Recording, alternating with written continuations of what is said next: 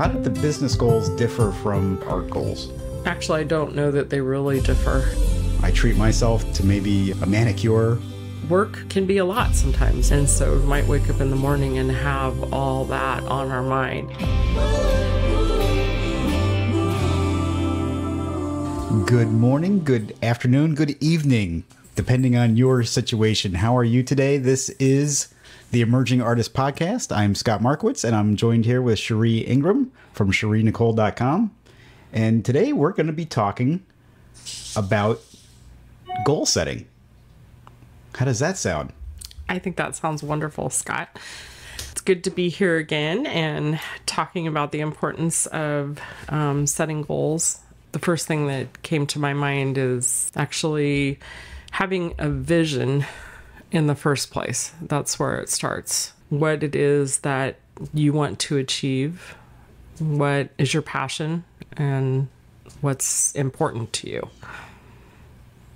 When it comes to vision, let's talk more about that, Shiree, because I think that's something as artists, we are very familiar with how our vision turns into some kind of piece of art or some kind of thing that you deliver to a client. But how do you use that same kind of skill set to generate goals and to see them through? I think for me personally, that's where passion has to come in. And I know you and I've talked on a previous podcast before about we both get to do something that we love. And so I would hope in this podcast too, we would encourage other people to do the same. When you have that passion, it's easier to stick to your goals. You're excited about it, and it helps propel you forward. Do you have a specific process that you go through when you're setting up goals and trying to make sure that you achieve your goals? In the very beginning of starting faux painting, I was super excited. I did drywall with my dad to begin with, and that had to pay the bills before faux could start taking over as a regular source of income. And I, especially back then, every single day, I worked on something related to the business. And that also kept me excited about what I was doing as well.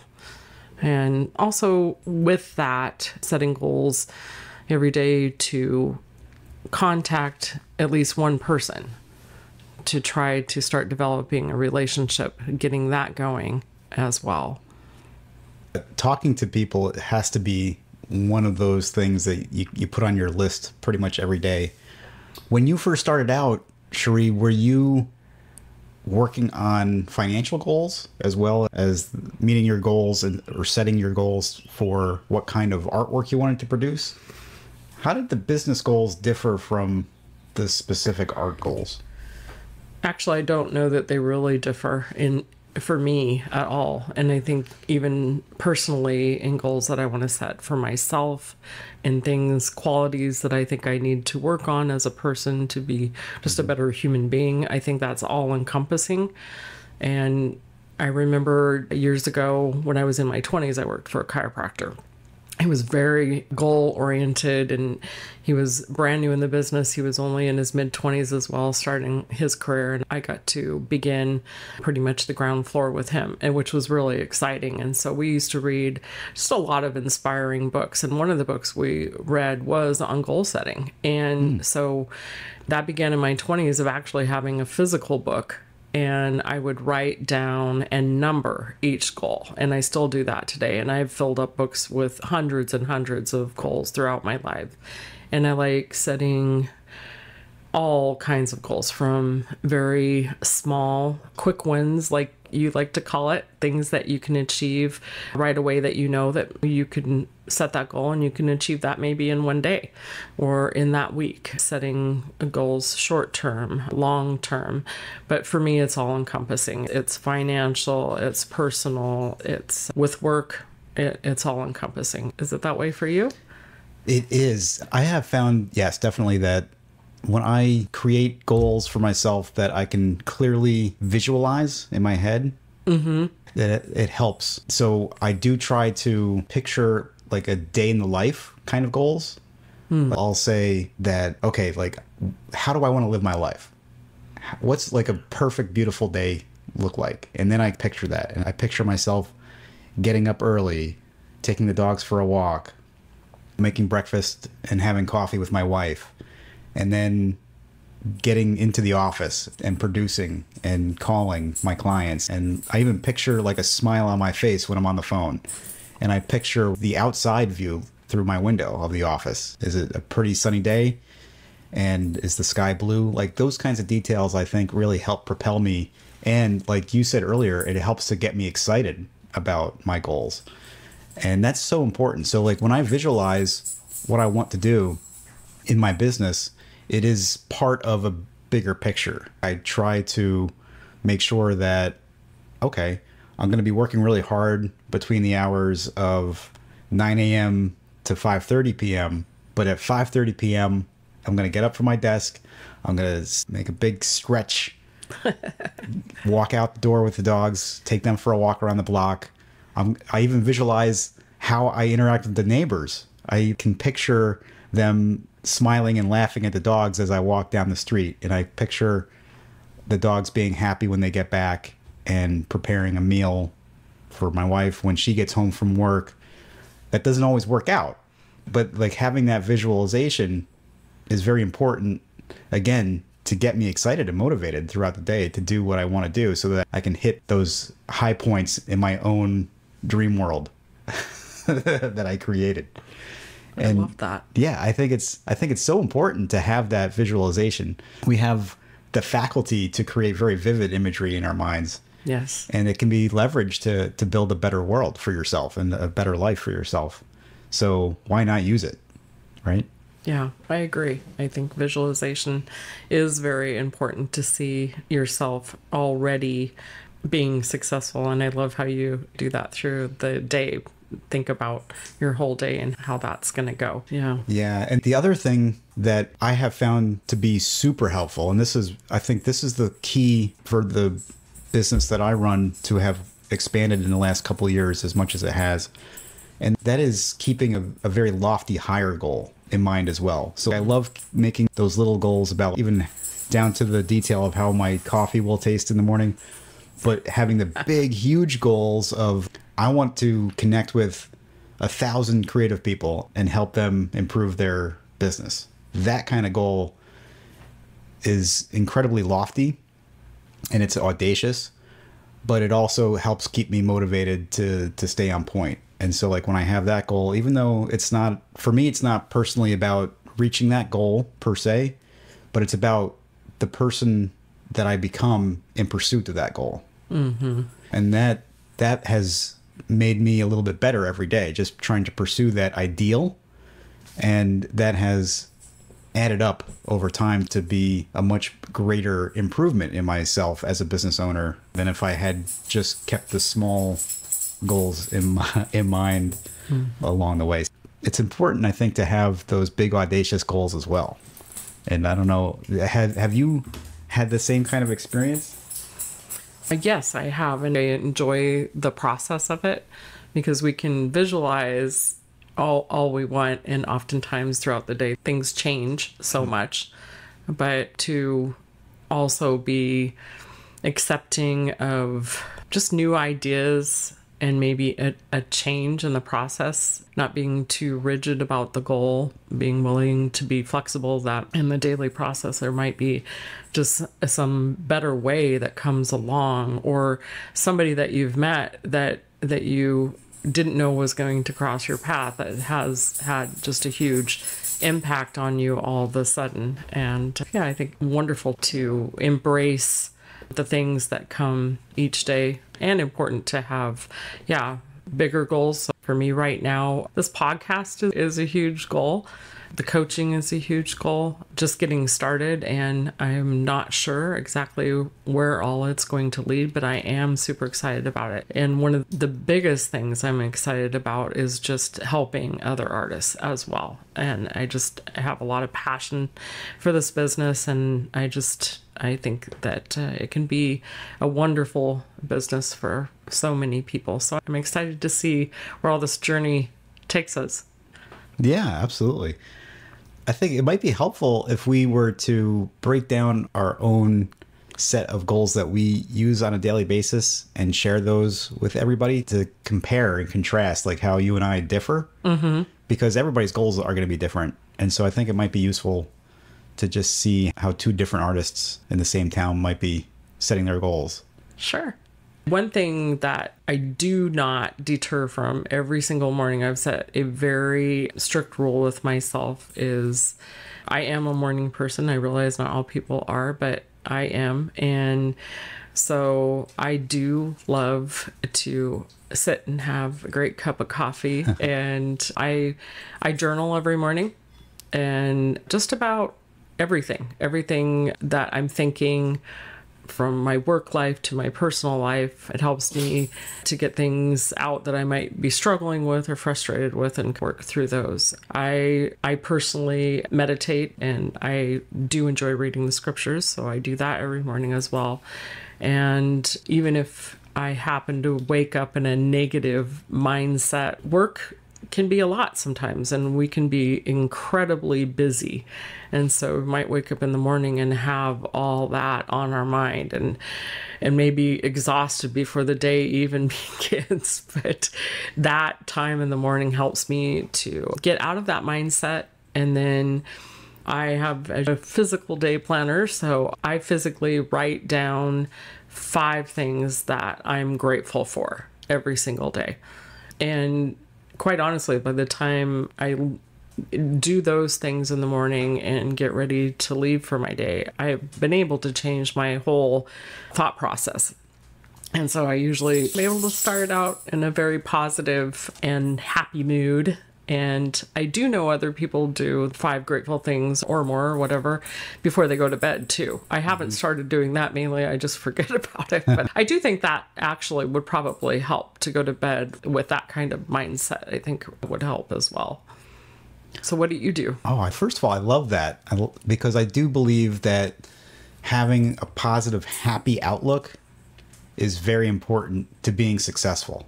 I should say that I know firsthand that by thinking about things that make you grateful, that creates that positive happiness. Like it generates happiness. It does. It does. And so that's just it's a hack to get yourself into a mindset of positivity. But it's so important to, I think, be cognizant and to take note and to recognize the things that you are grateful for.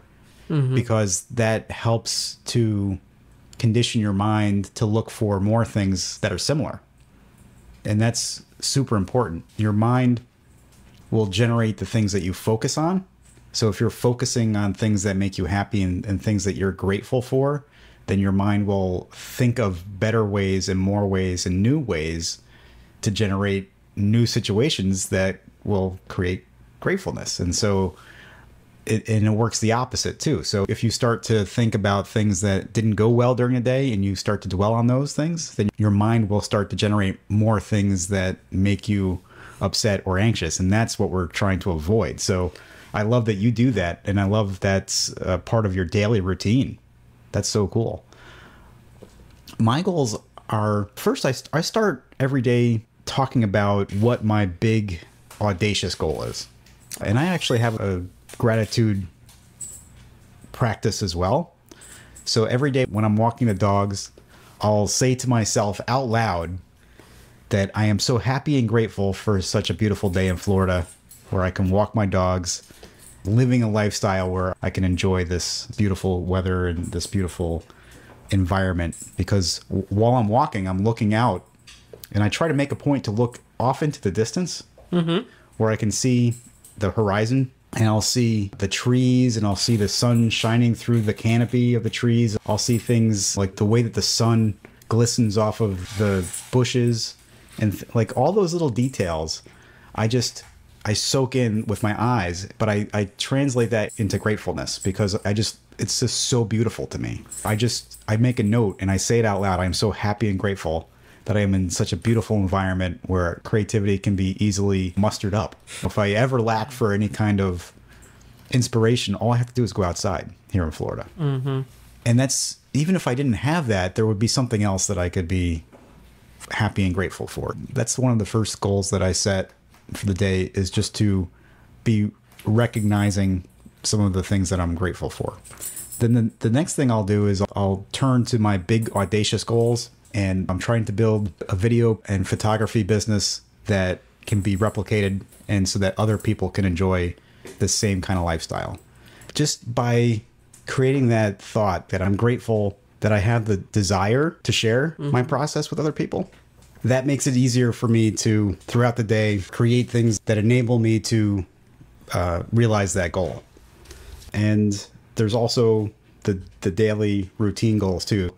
One of my favorite goals is that before the day's over, before I get up and step out of my office, I make sure that I reach out to at least one client who I haven't spoken to in a while. And I might just share an exciting thing that I've done recently with a similar client, or I might just share some kind of tool that they might find useful, and just so that they remember that I'm thinking about them. Those are the goals that I think are most important.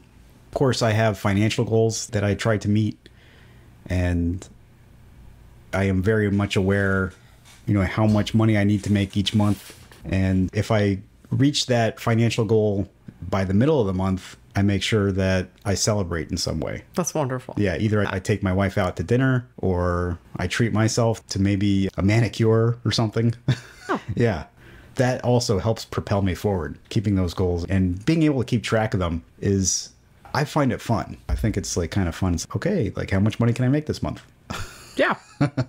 I like that. One of the things I do along that line too is, I do agree with you. I think it's fun as well. And so when I do achieve a goal that I have written down, I highlight it, and then I put the date that I have achieved that as well. I love that. And then some things, as time goes on, I do see goals that I just completely get rid of, erase, because they're just not part of my big plan after all.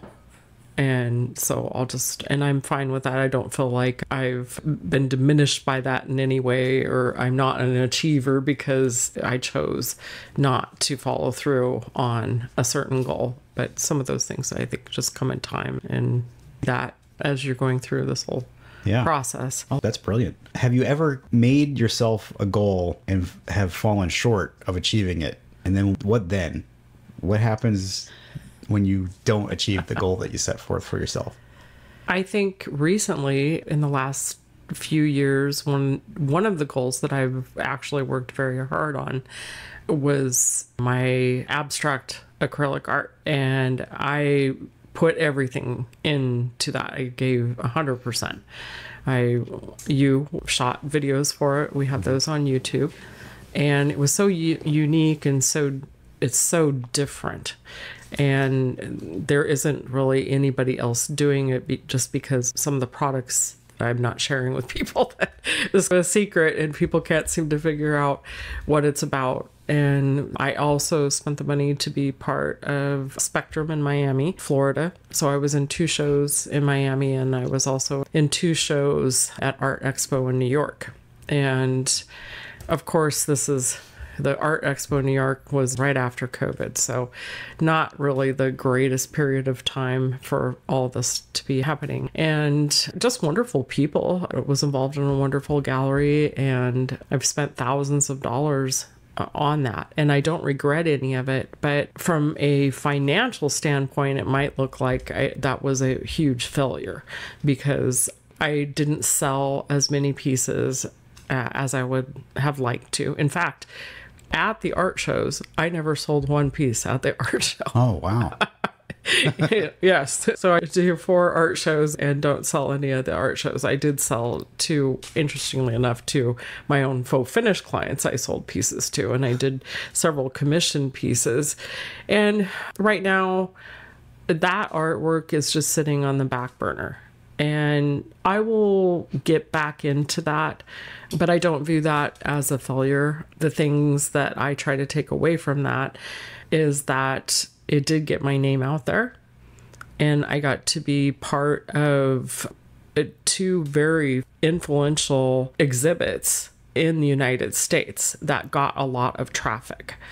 And so I consider that part of it a success. I was happy to be able to do that. So I look at success in a different way. I don't just view it as, did it make me any money? Oh, yeah, that's very important. I think that it's more important to track the person that you become in pursuit of the goals than it is to achieve the actual goal.